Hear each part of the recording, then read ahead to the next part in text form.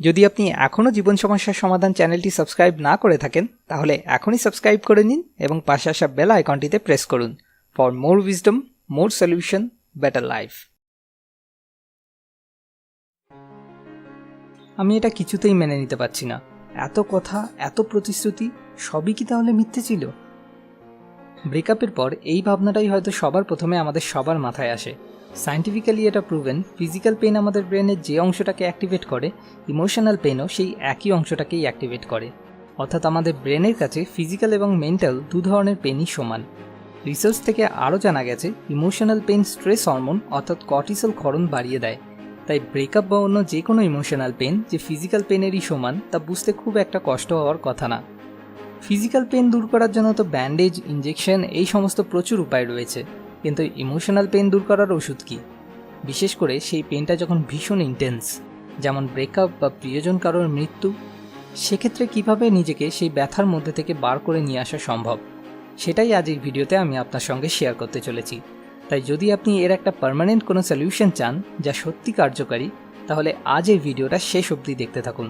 কারণ আমি বিশ্বাস করি যদি আপনি ভিডিওটা পুরোটা একদম শেষ অবধি মনোযোগ সহকারে দেখেন তো আপনি আপনার সমস্যার অন্তত একটা না একটা সমাধান ঠিক পেয়ে যাবেন। তো চলুন শুরু করা যাক। Smart idea 1, everything happens for something good.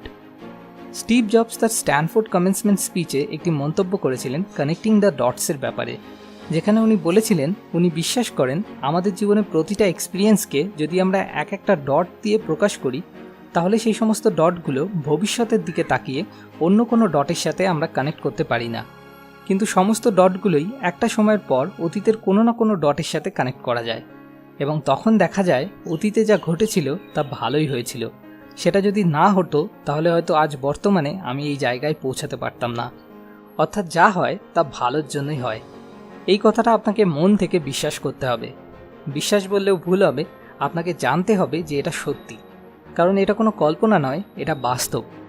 আমি শিওর আপনার জীবনেও এরকম প্রচুর অভিজ্ঞতা অবশ্যই থাকবে যেটা যখন ঘটেছিল আপনি হয়তো খুব কষ্ট পেয়েছিলেন বা ভেবেছিলেন আমার সাথে এত খারাপ কেন হলো, কিন্তু আজ যদি আপনি ফিরে দেখেন আপনি বুঝতে পারবেন সেই জিনিসটা হয়েছিল বলেই আজ হয়তো আপনার জীবনে অনেক ভালো কিছু হয়েছে।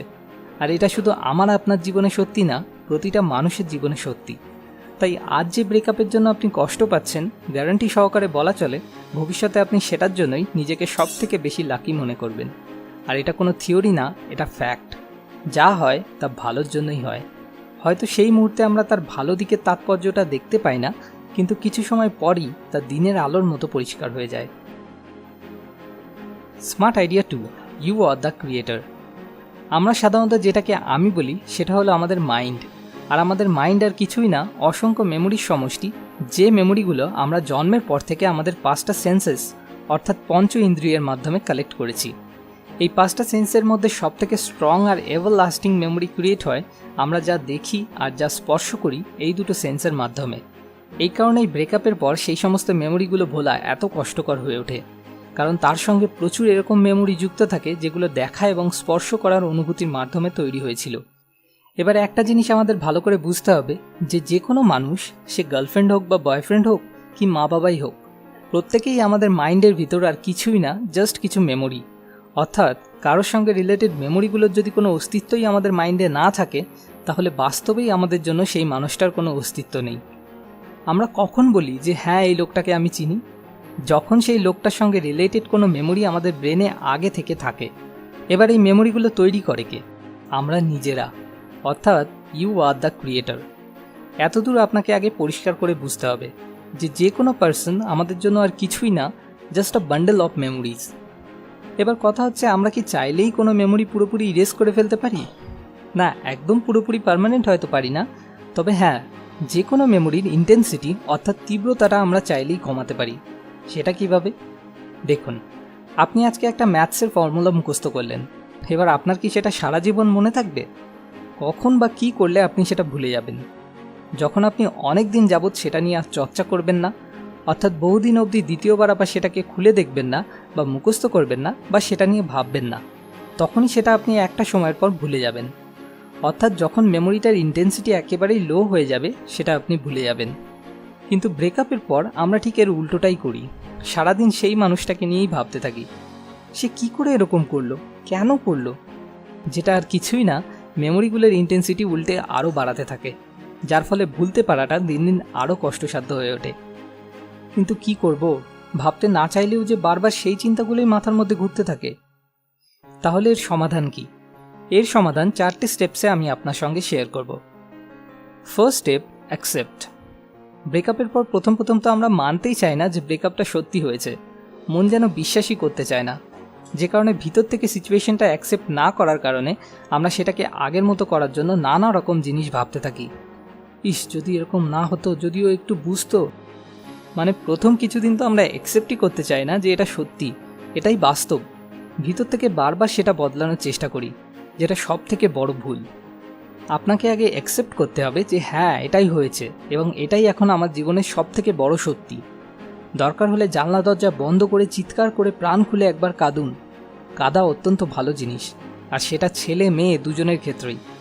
এমন নয় যে ছেলে বলে কাঁদাটা কোনো লজ্জার বিষয়, এতে আপনি অনেকটা হালকা অনুভব করবেন, যা আপনাকে সত্যিটাকে অ্যাকসেপ্ট করতে সব থেকে বেশি সাহায্য করবে।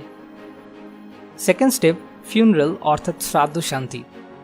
ডেথ অ্যান্ড ব্রেকআপের মধ্যে কোনো তফাৎ নেই। ডেথের ক্ষেত্রে শুধু কোনো বডির মৃত্যু ঘটে, আর ব্রেকআপের ক্ষেত্রে কোনো রিলেশনশিপের। এবার রিলেশনশিপের ফিউনারাল কীভাবে করতে হয়? প্রথমত, no contact. WhatsApp, FB, email, মোবাইলের সিম, যেখানে যেখানে লিঙ্ক আছে, যার যার মাধ্যমে আবার কন্ট্যাক্ট করা পসিবল, সেই সমস্ত কিছুতে আগে ব্লক করতে হবে অথবা সেগুলো পাল্টে ফেলতে হবে। দ্বিতীয়ত, তার সঙ্গে জড়িত মেমোরি ইনভলভড রয়েছে এরকম সমস্ত কিছু ইগনোর বা রিমুভ করতে হবে। যেমন হতে পারে হয়তো কোনো জায়গার সাথে অনেক মেমোরি জড়িয়ে আছে, তাহলে সেই জায়গাতে যাওয়া বন্ধ করতে হবে, বা তার দেওয়া কিছু জিনিস বা ছবি সেগুলোকে এক জায়গায় করে পুড়িয়ে ফেলতে হবে, অথবা সেগুলো কোনো চ্যারিটিতে ডোনেট করে দিতে হবে। যদি এমন কিছু সারাক্ষণ চোখের সামনে থাকে যা বারবার তার সঙ্গে রিলেটেড মেমোরিগুলোকে আবার মনে করিয়ে দিচ্ছে, তাহলে সেই মেমোরিগুলোর ইন্টেন্সিটি বাড়তেই থাকবে এবং যার ফলে ভুলতে পারাটা দিন দিন আরও কষ্টসাধ্য হয়ে উঠবে। Third step, get busy. আমাদের মাইন্ড একই মুহূর্তে দুটো জিনিস নিয়ে ভাবতে পারে না। এই মুহূর্তে যদি আপনি ফুটবল নিয়ে ভাবেন, তাহলে এই একই মুহূর্তে আপনি ক্রিকেট নিয়ে ভাবতে পারবেন না। একটা থেকে আরেকটায় আপনাকে ট্রান্সমাইগ্রেট করতে থাকতে হবে, কিন্তু একই মুহূর্তে দুটো পারবেন না। তাই আপনাকে এমন কিছু নিয়ে নিজেকে ব্যস্ত করে তুলতে হবে যে বিষয়টা নিয়ে আপনার ভাবতে ভীষণ ভালো লাগে, অর্থাৎ বেশ ইন্টারেস্টিং ফিল হয়। আর সেটা সম্ভব একমাত্র কোনো কাজের মধ্যে নিজেকে ইনভলভ করে, যে কাজটা করতে আপনার ভীষণ ভালো লাগে। সেটা কুকিং হতে পারে, বা পেন্টিং হতে পারে, বা আবার কোনো একটা পার্টিকুলার টপিকের ব্যাপারে জানার জন্য পড়াশোনাও হতে পারে।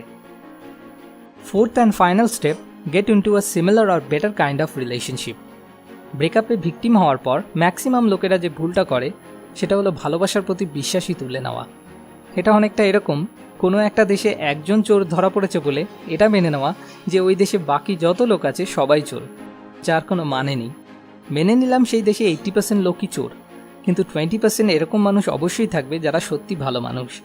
আর আপনি একবার একজনের কাছ থেকে ঠকেছেন, সেখান থেকে আপনার অভিজ্ঞতা বেড়েছে, যেটাকে কাজে লাগিয়ে এবার আপনি কাউকে দেখলেই আরও ভালো বুঝতে পারবেন যে এই নতুন মানুষটাও কি ওই একই চোর নাকি ভালো হতে পারে।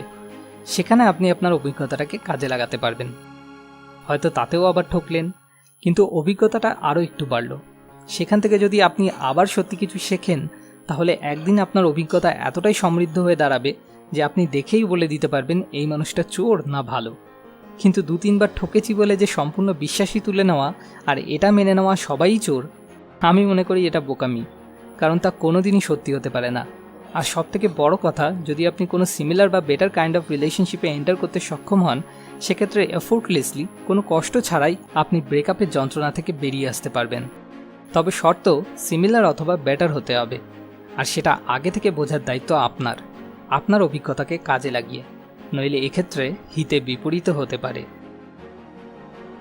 Smart idea 3, where there is love there is no attachment.